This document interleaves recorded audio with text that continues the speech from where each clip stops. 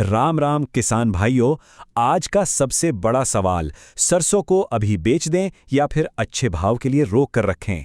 चलिए आज इसी उलझन को सुलझाते हैं। सबके मन में, सबकी जुबान पर एक ही बात है।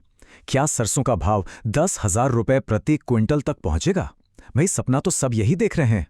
अच्छा, तो सबसे पहले आज की बात करते हैं। आज यानी 5 अप्रैल को देश की ज्यादातर मंडियों में सरसों का जो औसत भाव चल रहा है वह है लगभग 6700 रुपए प्रति क्विंटल।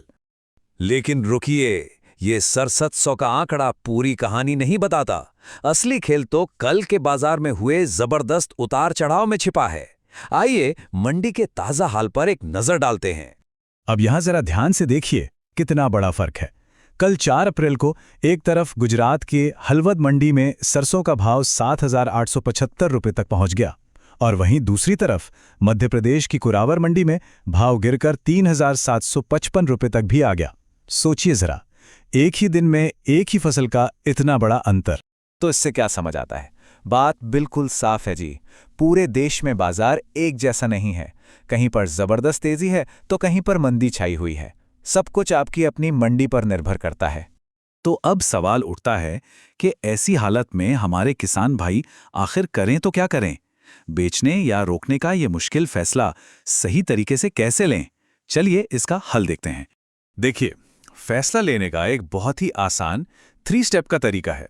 पहला, सबसे पहले अपनी नज़दीकी मंडी का पक्का भाव पता करें। दूसरा, उस भाव की तुलना सबसे ऊंचे भाव से करें, जैसे हमने गुजरात का भाव देखा। और तीसरा, जो सबसे ज़रूरी है, अपनी ज़रूरत को देखें। अगर पैसे की तुरंत ज़रूरत है तो अच्छे भाव पर माल निकालना ही समझदारी है, और अगर रुक सकते हैं तो शायद थोड़ा इंतज़ार करने पर और अच्छा दाम मिल जाए।